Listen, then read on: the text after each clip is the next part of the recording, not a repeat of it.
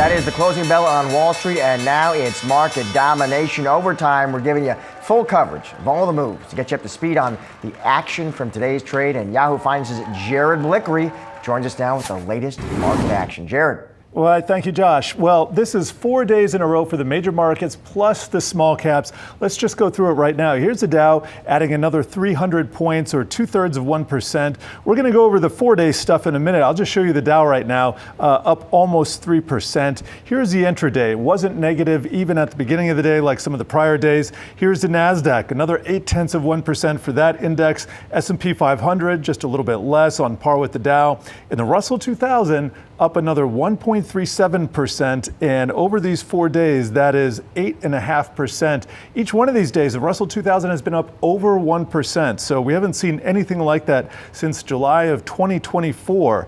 And if we take a look at what's happening in the bond market, we see yields sinking right now. Let's see, we got the intraday.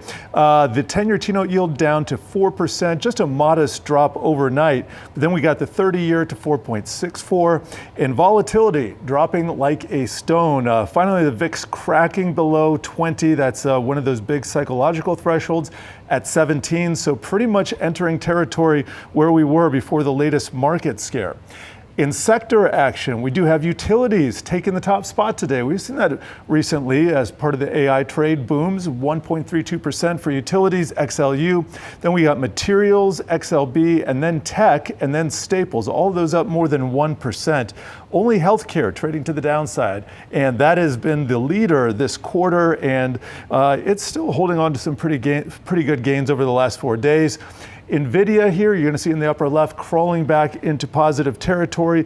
Google, not a $4 trillion company just yet. It's sunk 1% today, but Broadcom up 3, ASML up 3, AMD up 4. So if you take a look at the chip stocks here, a lot of green, a lot of dark green in there. And then let's take a look at software as well. And you're going to see a different story. You see a lot of red, and sometimes that happens where one or the other flips places. And today it's software taking a draft to the downside for the most part. Let's take a look at the Dow here, and here we see mostly green, some dark green. We got Boeing up 2.5%, Goldman Sachs up 1.5%, Amgen up 1%, Caterpillar up 1%. So really the cyclical trade, and this ties into the industrials and materials, that has done well today. Here's Walmart up almost 2% there. And I'm going to close with my leaders, and you don't see a lot of red here. China, regional banks, which have done well recently, software and internet stocks, all those down, but just marginally. Bitcoin, I think we'll have time to take a look at that in about 30 minutes, Josh. That's up 3%. SOX, that is a chip index, that's up just a little bit less than that. Then we got Korea, solar, disruption, retail, quantum, transportation. Interesting mix at the top, but bottom line is 4 days we have been going strong, and it's the little guys who have been leading. All right, thank you, Jared. Well, stocks clinching their 4th straight day of wins ahead of Thanksgiving when markets will be closed. Our next guest expects things to continue moving higher from here. Let's bring in now Mike Mussio, FBB Capital Partners President. Mike, good to see you. So let's just start big picture on the market here, Mike. You do say path of least resistance is higher. How come, Mike? What supports that bullish view? I think the biggest change in the last week that's been moving concurrent with upward stock prices is the probabilities of rate cuts have once again swung into the positive or the likely scenario. So a month ago, Josh, those probabilities were 90% for a December rate cut. Last week, as things were selling off and Federal Reserve governors were talking about not so too far, too fast, those probabilities dropped to 30%. Today, they're back above 80%, and the probability for a January cut is up near 90%. So I think easy money, and you're actually seeing the long rates drop. We're below or right at 4% here on the 10-year. Lower interest rates means a little bit of support for higher valuations. Again, it's tough to fight the tape going into the Santa Claus rally period, likelihood for lower rates, and you've got capital that's still looking to allocate. You know, it's interesting about the Fed, Mike, because as the odds increased that we would get that cut next month, you know, the market went from kind of jitters to green everywhere. And I'm just wondering, you know, there were plenty of strategists on this show who would argue, you know, listen, the market would like a cut. It doesn't need a cut, though, to move higher. Sure. What do you think? Yeah, I think the market or market participants would always like a cut, but I would agree. Like if the market doesn't need a cut, it's okay to have a little bit of backing and filling like we had last week for prices, or rather valuations to catch up with prices a little bit. So in the near term, I think that's probably what we're trading on. And the long term, I don't think participants should be rooting for much lower rates, right? Because if the Fed is moving faster with bigger cuts, then they're seeing something in the economy that is kind of saying all is not well.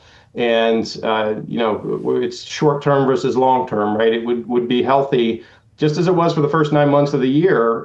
They kind of just said, all right, we're going to wait and see what happens here on the inflation front, on the employment front.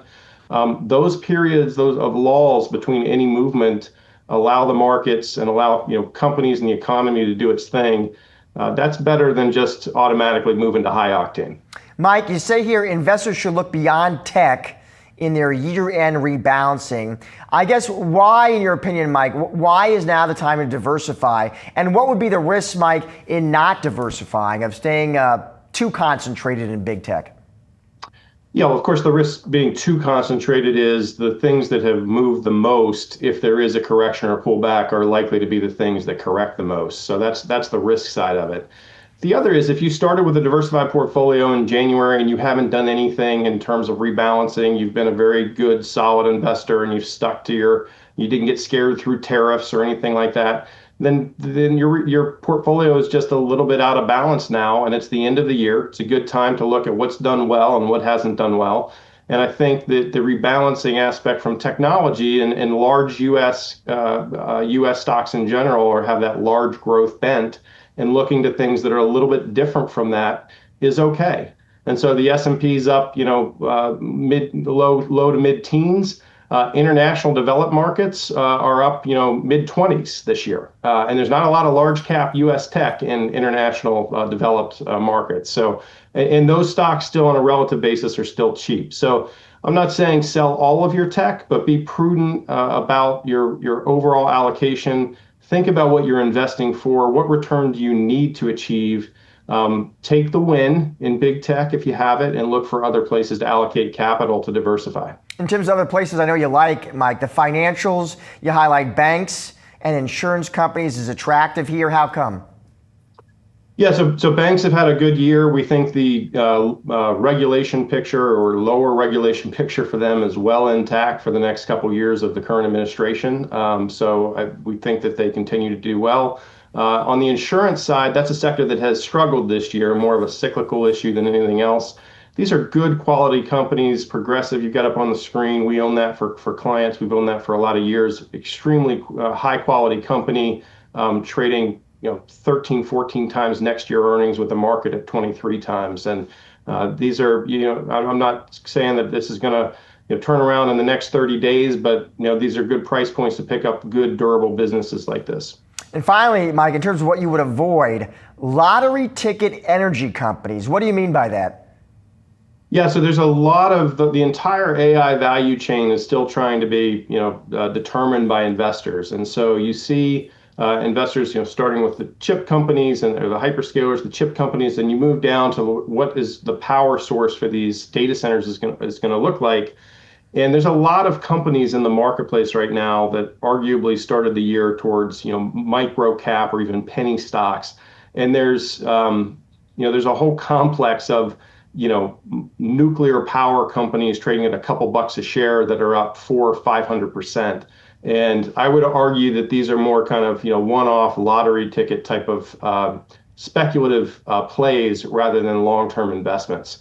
There's plenty of, again, high quality businesses. Talked about utilities leading at the top of the hour here. High quality utility companies that are going to benefit from the power trade into AI. We'd be careful with the more speculative pockets of the market. Mike, great to have you on the show today. Happy Thanksgiving. Same to you. Thanks for having me. Black Friday tech shopping is getting a lot more complicated this year, with tariffs and supply pressures quietly pushing prices higher on everything from accessories to video game consoles. For more, we're bringing in Yahoo Finance tech editor Dan Howley. Dan. Yeah, Josh, there's a kind of a complicated Black Friday situation here. Some good ways, some bad ways. We have obviously generative AI.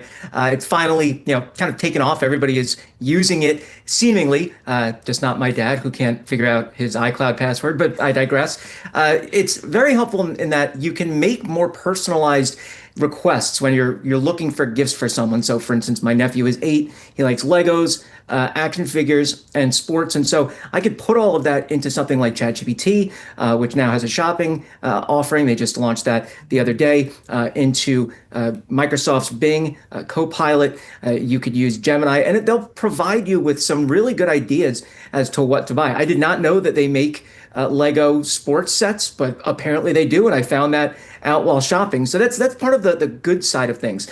The bad side of things is that Black Friday is also going to have to contend with tariffs. And so, in addition to those gifts, tariffs will probably be under your tree if you have a tree in the morning on Christmas. And so, we're seeing things like electronics get hit particularly hard. You saw there, those video game console prices, they went up earlier this year in August and May. Microsoft's particularly hit hard. They had to raise the prices on their consoles twice. Sony had to raise the price on the PlayStation 5 by $50. Nintendo, that's the original Nintendo Switch, by the way, which came out in 2017. They raised the price on that. So, I mean, look, you have a console that's almost 10 years old, and somehow it's worth more money now than it was then. So, I mean, outside of depreciation and whatnot. So, we're seeing these tariffs impact different things. And then on top of that, computers are exempt from tariffs. Displays are exempt from tariffs, but they're not exempt from the broader issues that we're seeing in the market, which is the data center build out. Memory is now getting more expensive, and not exactly clear if the pricing is going to hit before the holidays or after, but just keep that in mind when you're shopping. If you can find a very good deal, go for it. And as for those video game console prices, obviously they're usually big sellers for the holidays. I actually saw a PlayStation on sale, $100 off at Best Buy. If I didn't have one already, I'd be buying that for myself. Well, here's what viewers want to know, Dan, of course. What are you buying? What is on the Howley radar right now? Yeah, I think, some of the biggest gifts are usually things like headphones, fitness trackers, smartwatches. The Apple Watch is obviously a big seller. AirPods, huge seller. Pixel Buds for the Google set. Any kind of accessories you can get that are, relatively inexpensive but necessary. Good keyboard. Like, I know that's boring, but you're typing away all day. You're gonna have something that's comfortable. Things along those lines, I think, are usually the most appreciated. We have a friend who we just had his birthday. Obviously, this is separate from the holidays, but we got him a charger for his phone in the shape of the Star Trek logo. He really loves Star Trek, watches it constantly every year. Really appreciated just because it's not something that he would get himself, but was necessary because it looked like mice had been chewing on the charger that he had been using. I'm surprised he didn't start a fire, but little things like that are some of the things that people really like to get that they otherwise wouldn't necessarily buy for themselves. So I think those are the big thing. And then obviously, if you got a kid or you are a kid at heart, I guess Labubus, I'm not even sure what's going on with those really. I remember Beanie Babies, never bought them then, wouldn't buy Labubus now. Our producer, Dan, compares them to Pokemon. That's not true at all. Dan, always great to see you. Happy Thanksgiving, my friend. Happy Thanksgiving.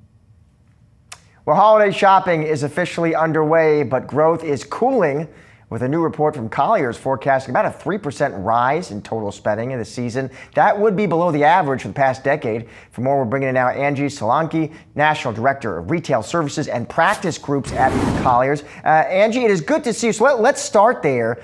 You see holiday spending rising 3.1% year over year, and you note that would be below the decade average. So start there. What explains that? I think what we're really seeing right now is there's resilience in retail, but there's also volatility. I think we've heard, through, over the past several months that there's impact, especially when you see kind of that K-shaped divide, right? It's only going to continue to expand. And what I mean by that is that we're starting to see that there is this divide where the wealthy are still spending. Discretionary spend is quite high. We anticipate that going to continue as it relates to premium brands, luxury brands, et cetera. But then there's also that divide where people are very focused on their day-to-day needs and where they're spending those in terms of value. Yeah, there was this, to your point, Angie, there was this Bloomberg report. I don't know if you saw this. This Black Friday, they say more shoppers are using the big discount weekend to stock up on, and they talk about essentials. They say it's dog food, it's dish soap. They mention household goods rather than sort of splurging, they report, on discretionary items. Does that sort of dovetail with what you're seeing in your reporting, your research? 100%. I think what we're really seeing is there's, in terms of the sentiment in spend, we definitely are going to see that the sentiment from the consumer right now is that right now we need to hunker down. We need to really reevaluate where our spend is. So it's going to be towards those value-driven concepts. So when we look at Cyber Days as well as Black Friday, our forecast in that space is essentially looking at more online sales than in store for a couple of reasons. Number one, you're seeing higher discounts online. Number two, you're also starting to see the ease, and it's very easy to find promotions online. So retailers are making it a little more convenient, I would say, for people to shop online. So we're going to start seeing probably about, I want to say 6.4% increase compared to prior year in spend online versus in-store around 2.2. I'm curious, Angie, to get your take on tariff impact. Did that show up in the research? Is that in any way influencing what people are shopping for? I would say there is, to a certain extent. I think we're starting to see, it's a balance right now on pricing. So the tariffs are there. They are most likely going to increase significantly, most likely not, but they are still weighing in the background for a lot of retailers and brands. So they're trying to balance out where we're going to start to see those costs start to, shift towards the consumer through those pricing points. We need to be mindful that, retailers are going to be looking at it from a point of view as those essentials, those grocery items, really being mindful not to bump up prices there, because that's something that those, it is really for every person, right? So everyone's going to grocery shop. So I think we're going to start to see prices increase in some of those areas or elements where it may be, not a everyday need. But one thing I would say that if we look at it from a tariff perspective, it's once they kind of get that balancing combined with how they're really operating their store as well as their online presence, we're going to hopefully start to see some stabilization within that ecosystem. Finally, Angie, I'm just curious, how is AI showing up in the data? Yeah, I have to say AI is really interesting because AI, there's definitely has to be a return on that investment because it's a significant investment from the retailer sites. But where we're seeing some really strong points is twofold. So I would say that retailers are utilizing it when they're looking at store formats and layout. So we're starting to see a nice opportunity there where if they can really start to reposition how products are being laid out within the store, so it's very user friendly from that perspective. AI is able to do that very quickly. Also within inventory, so we're starting to see that really peak. And I think those are strong points because what it's allowing is it's allowing the staff to really go back to those traditional roots of helping the customer, engaging with the customer, answering their questions, and that's going to drive loyalty back to those retailers. So I think this is a really important pivoting point, and I think it's a must-have. It's not something that's going to take away that staff or look at diminishing the number of people or jobs. Angie, great to have you on the show today. Thank you. Thank you. Well, before you hit the mall this weekend for Black Friday, be aware of how tariffs and other external factors may have impacted prices on your favorite products. Our very own Brooke DePalma lays it out for us. Holiday shopping season is kicking into high gear, and Americans, while cautious, are still expected to spend big. The National Retail Federation forecasting U.S. holiday sales will surpass $1 trillion for the first time ever this year. Now, when you shop, it's important to be mindful of how prices may be different this year compared to years prior because of, tariffs. They've disrupted supply chains and overall led to higher prices for some products.